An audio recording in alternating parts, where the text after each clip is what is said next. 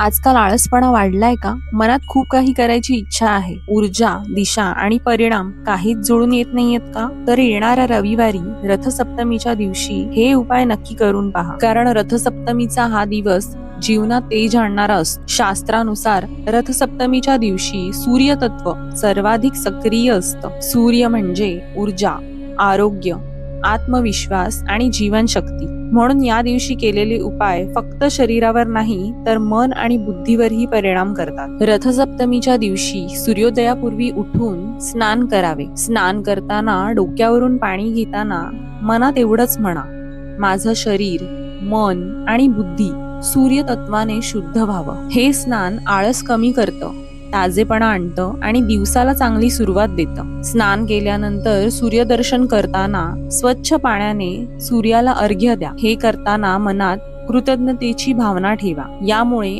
आत्मविश्वास वाढतो आणि नकारात्मकता कमी होते. या दिवशी हा जप करणे खूप प्रभावी मानले जाते. ओम सूर्याय नमः हा जप 11 वेळा किंवा 21 वेळा करा. तसेच आळस, थकवा, गोंधळ कमी करण्यासाठी आणि मन स्थिर करण्यासाठी सूर्यदेवाचा हा मंत्र नक्की म्हणा. ओम आदित्याय विद्महे भास्कराय धीमहि तन्नो सूर्यः प्रचोदयात. हा मंत्र बुद्धीला तेज देणारा देखील मानला गेला आहे. आयुर्वेदानुसार सूर्य तत्व पचनशक्ती, रक्ताभिसरण आणि मानसिक स्थैर्याशी जोडलेला आहे. म्हणून रथसप्तमीचे उपाय फक्त पूजा नसून नैसर्गिक आरोग्य साधना देखील आहेत. या दिवशी निसर्ग स्वतः आपल्याला ऊर्जा देतो. त्यामुळे येत्या रविवारी हे सर्व उपाय आणि उपासना नक्की करून पहा आणि आपले आयुष्य सुंदर बनवा. श्री स्वामी समर्थ.